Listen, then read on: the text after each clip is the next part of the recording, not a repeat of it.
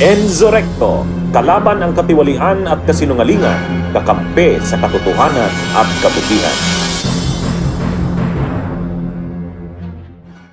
No? Renal, paano ako? Ito, at least last topic natin. Ano bang tingin mo kay itong kay Cayetano? Matutuluyan ba ito?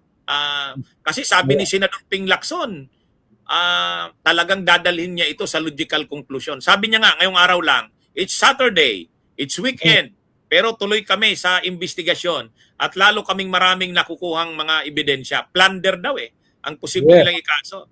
Mukhang may alam ka sa mga nangyayaring ito. Ngayon, nagbabackpedal si Alan Peter. Ang sinasabi niya ngayon, ang pinopost niya, ay una kasi sinabi niya, wala kaming ghost project dito. Ngayon, ang sinasabi niya ay siya daw ang nag-report na mayroong ghost project. Siya nag-report. Ibig sabihin, apektado na siya dito sa ginagawa ni Ping Lacson. No? Apektado na siya. Ang problema ni Alan Peter, no? Siyempre, investigador si Ping Lacson. Talagang tutugisin niya yan. Talagang bawat bato, bubuklatin niya yan, di ba? Ang problema ni Alan, pati yung kapatid niya na dating mayor, mukhang tumutulong kay Ping Lacson. Diyan sa mga ebidensya. At mukhang maraming alam yon. Na bilyones bilyones. Iba pa yung kaso niya sa Southeast Asian Games. Na nagbuo ng task force ang NBI, si Melvin Matibag. Diba? Iba pa ang usapin yon. Iba pa to sa plunder. Dito sa flood control. Yan ang problema pag nagmamalinis ka. Yan ang problema pag nambabato ka ng ibang bahay, yung bahay mo, glass house. Diba? Never throw rocks if you live in a glass house. Diba? Pag ikaw nabato, guho, basag. Yun yung nangyayari ngayon. Nakakaranas siya na binabato yung kanyang glass house. At yung bumabato, hindi simpleng tigabato. Ping Lacson yun. Diba? At saka, hindi naman tinatago ni Ping Lacson. Talagang sinasabi niya. Sabi in interview siya, sabi sa kanya ni Alvin Chico ba yun? El Chico. Sabi sa kanya, Senator, sabi daw ni Senator Cayetano, ba't daw naman sinisingle out mo siya? Bakit Taguig lang daw ang iniimbestigahan mo? Mayroon din namang mga flood control ng ibang syudad. Bakit mo sinisingle out? Ang sagot ni Senador Ping Lacson, hindi ko sinisingle out ang Taguig. Kasi sa susunod, iimbestigahan rin naman yung iba pa. Pero sa totoo, pinaprioritize ko siya sa ngayon. Bakit?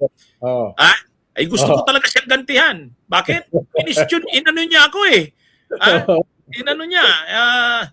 Inano niya ang reputasyon ko, yung integrity ko, question niya. Ay sa akin, yan ang integrity ko, ang first in line of defense ko.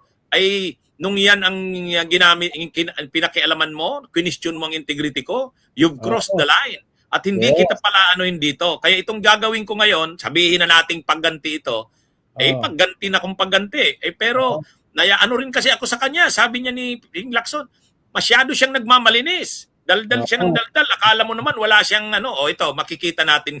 Matitindi ang mga statements ni Senador Ping Lacson. Galit na galit, di ba? Anong sabi niya? He deserves to be in jail. At payatas, doon daw talaga ang dapat kalagyan. He deserves to be in jail. At kilala na namin kung sino kanyang bagman. No? Kilala na namin. At hindi lang isa, tatlo daw, Nal. Tatlo. Tutugisin talaga siya. No? At inaamin niya, talaga tinutugis. hindi nagpapanggap. Alam mo naman si Ping Lacson he calls a spade a spade. Diba? Tsaka kung yan, parang pitbull, pag kumagat, naglalakjo, hindi bumibitaw, di ba? Ang problema pa sa kanya kay Cayetano,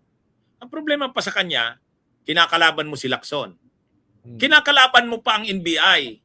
Kinakalaban mo pa si Buying. Pati Malacanang kinakalaban. Parang sobra ka naman. Parang ano ba? Tama naman yung sabi ni Senador Ping Lacson. Tingin mo ba sa sarili mo walang issue sa'yo?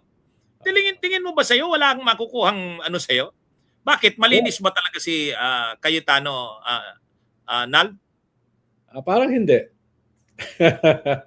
Medyo malinis talaga. Si Ping, walang pork barrel, di ba? Siya yung nagtatanggal ng mga insertions, ng mga double reporting sa budget, di ba? Yan yung kanyang role eh.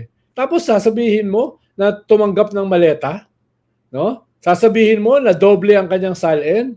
Ang sabi ni Ping Lacson, mali ka, hindi na doble. Na quadruple yung aking salin. At ito yung resibo. Ito yung aking negosyo. At nagbayad siya ng tax. Oo, tsaka hindi ako kwan. Nung ginawa ko ito, hindi ako opisyal ng gobyerno. Mm-hmm. Diba? Talagang ikinanto siya.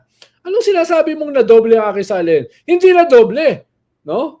Na quadruple. At sabi ni Senador Ping Lacson, plunder ang ikakaso nila. Kasi ito pa nga palang pagbabago sa 'di ba sabi, iimbestigahan ng Blue Ribbon 'yan. Hindi na ganoon, Al. Ang sabi ni Senador Ping Lacson, iniisip nila, wag na. Bakit pa kami mag-iimbestiga sa Blue Ribbon? Kumpleto na kami ng ebidensya at testigo. Ibibigay ko na to sa ombudsman. Bahala ng ombudsman dito. Para gusto talagang bilisan na ni Lacson eh. Tama. Oo, tama. At hindi lang yan. Iniimbestigahan pa rin niya si Marcoleta sa ibang kaso naman. Yung flood control din ni Marcoleta. Kaya wag mong gagalitin si Ping. Pwede pang galitin si Attorney Enzo. Pwede bang galitin si Ronald Llamas? Pero gagalitin mo si Ping Lacson, di ba? Ayun.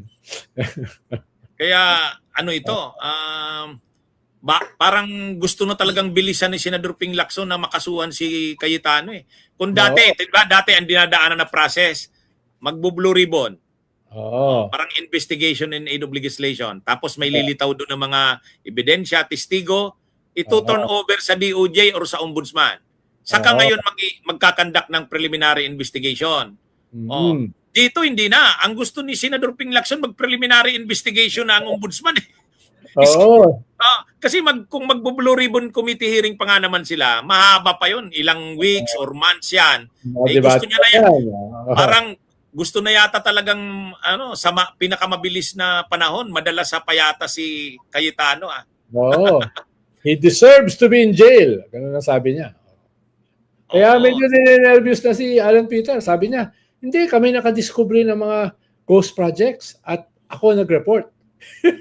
Yung una yung sinabi, walang ghost project. Ngayon siya yung nakadiscovery at siya yung nag-report. Saka itong sinabi na hindi na lang daw isang bagman ang natukoy nila, 3 na. Mukhang may mga pinoprovide na information si Lino Cayetano, kapatid niya mismo. Inamin naman ni Ping na tumutulong, tumawid yung kapatid. Di ba? Siyempre, dating mayor yun. Di ba? Alam nun where the bodies are buried. No? May bago na namang statement si Cayetano, Nal. Sabi ni Cayetano, kaya ako gustong makulong ni Ping Lacson kasi pag na-impeach si Sara, pwede akong maging presidente. Hindi, latest yun. Believe ka rin, no? Believe ka rin, no? Sabi ko nga, pag nakarating ito kay Ping Lacson, lalo na namang iinit yun. Bunyog, halikan na kasama ka. Bunyog, kapag buklod ay may pag-asa. Luzon, Visayas, Mindanao, isa ang pananaw. Sa bagong Pilipinas ang bunyog isisigaw. Bunyog, bunyog, bunyog.